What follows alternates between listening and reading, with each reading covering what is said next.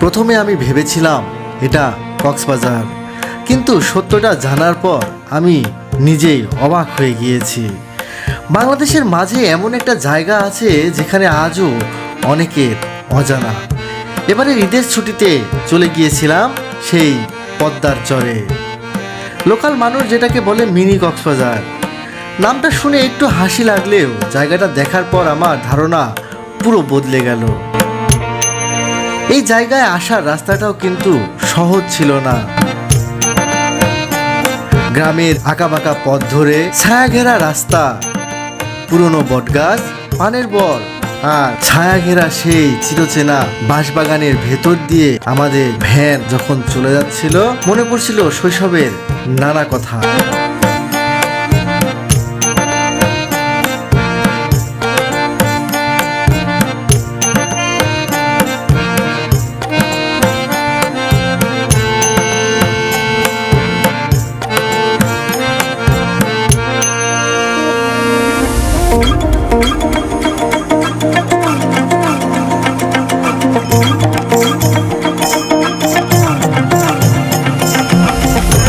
এই রাস্তায় আমার এক চাচার বাড়ি আছে।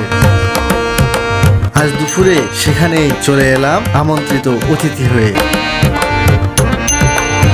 চাচার বাড়িতে নদীর মাছ দিয়ে ভাত খেলাম।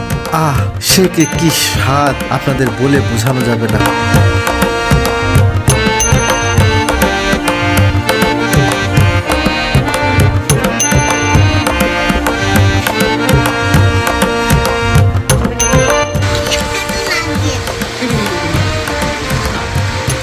কি মাছ?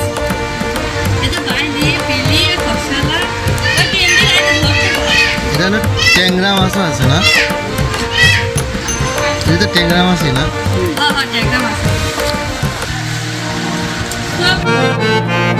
দুপুরে চাচার এখানে খাওয়া দাওয়া শেষ করে চলে গেলাম নদীর ধারে। এই চরে এসে দেখা মিলল সেই চীনাবাদামের চাষ,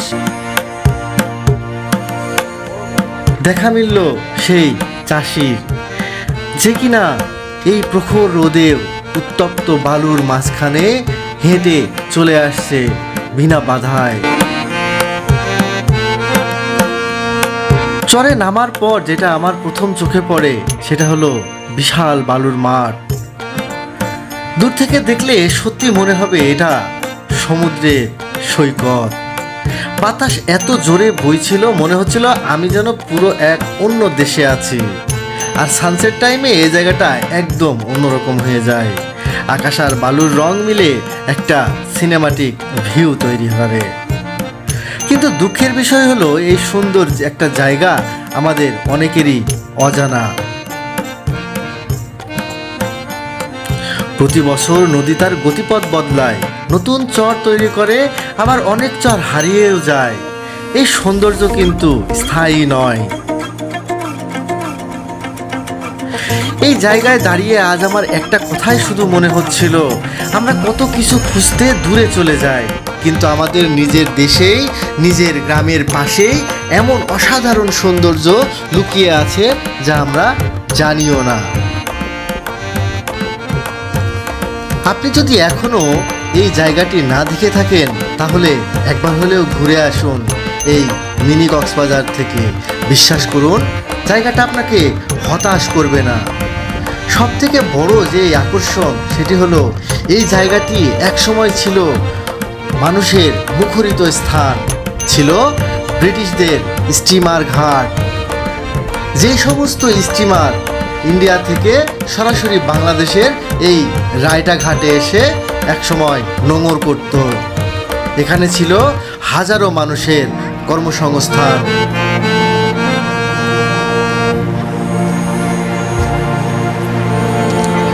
আজ তার কিছুই অবশিষ্ট নেই, তবে রয়ে গেছে একটি মাত্র নিদর্শন। সেটিও আমি আপনাদেরকে দেখাবো, সঙ্গে থাকুন।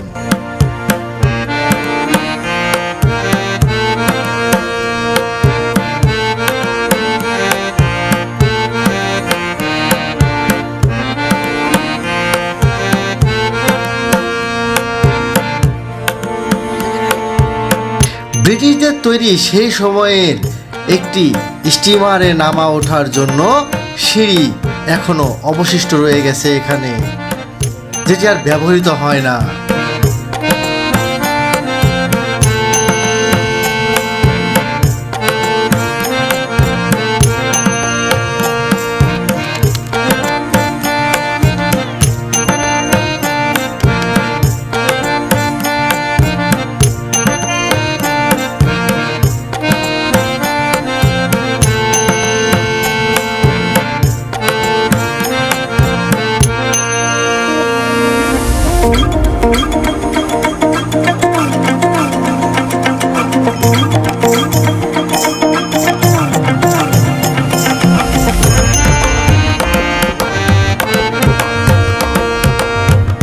সিঁড়িগুলো পরিত্যক্তভাবে এখন পড়ে রয়েছে, যা কেউ ব্যবহার করে না। নিচের অংশ ভেঙে গিয়েছে। বন্ধুরা, আমার পেছনে যে সিঁড়িটি দেখতে পাচ্ছেন, এই সিঁড়িটি সেই সময়কার ব্রিটিশ সময় তৈরি ছিল, যে সময় এই রায়টা পাথরঘাটে ছিল স্টিমার ঘাট, এবং এই ঘাট দিয়ে নেমেই আমার নদী দেখতে পাচ্ছেন, এই পদ্মা নদী। এই পদ্মা নদীতে স্টিমার আসতো ইন্ডিয়া থেকে। এখন এখানে শুধুমাত্র সিঁড়িটি আছে, বাকি আর কোনো কিছু অবশিষ্ট নাই। যেটা দেখে আপনি বুঝতে পারবেন এখানে স্টিমার ঘাট ছিল, ব্রিটিশের যাতায়াত ছিল, আর কিছুই নাই এই অবশিষ্ট। শুধুমাত্র এই সিঁড়িটি এখন এখানে অবশিষ্ট রয়েছে।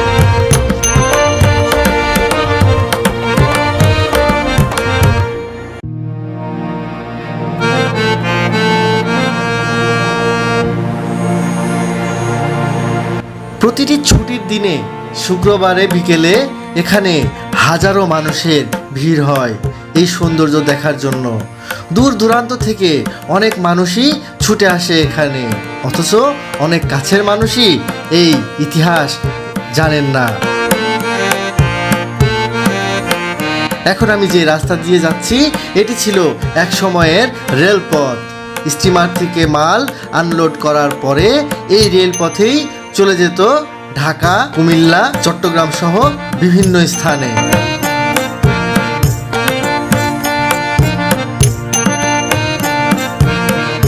বন্ধুরা, এমন আরো লুকোনো জায়গার ভিডিও দেখতে চাইলে চ্যানেলটা সাবস্ক্রাইব করে রাখুন, আর কমেন্টে জানাবেন পরের ভিডিও কোথায় দেখতে চান। সবাইকে অনেক ধন্যবাদ।